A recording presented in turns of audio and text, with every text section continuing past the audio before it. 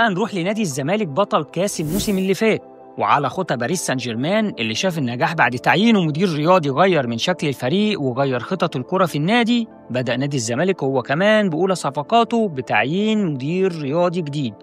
مدير رياضي يكون عنده خبرة وعلاقات يقدر يغير بيها شكل وسيستم الفريق، والراجل ده هو جون إدوارد المدير الرياضي السابق لنادي فاركو، واللي بدأ أولى صفقاته بتعيين البلجيكي يانيك فيريرا كمدير فني للفريق مع جهاز جديد بالكامل.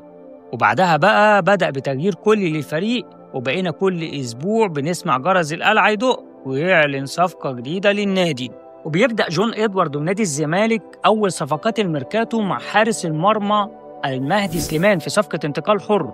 وبعديها بيعزز الجانب الهجومي بصفقة لاعب أجنبي وهو الأنجولي شيكو بانزا القادم من استريلا البرتغالي. وطبعا الكل كان أجمع إن الخط الهجومي في نادي الزمالك أكتر مركز محتاج تدعيم، علشان كده النادي بيضم مهاجمين 2 مرة واحدة ومن نادي واحد، وهو نادي فاركو بيضم منهم أحمد ناصر وأحمد شريف، لعيبة معروف عنهم إن هم سنهم صغير وعندهم خبرة وأدوا أداء ممتاز الموسم اللي فات، لكن بقى هيقدروا يتأقلموا في اللعب مع الكبار، ده اللي هنشوفه. ومكملين في الجانب الهجومي، والزمالك بيقدر يتعاقد مع الجناح الفلسطيني آدم كايد اللي بيعتبر صفقة محلية زي ما انتم عارفين، وكمان بيقدر يضم المغربي الواعد عبد الحميد معالي صفقة تحت السن ولاعب مهاري قادم من اتحاد طنجة. أما بقى في نص الملعب فبينجح جون إدوارد مع التعاقد مع أكتر صفقة كان محتاجها الزمالك وهو أحمد ربيع من البنك الأهلي. وفي الدفاع بعد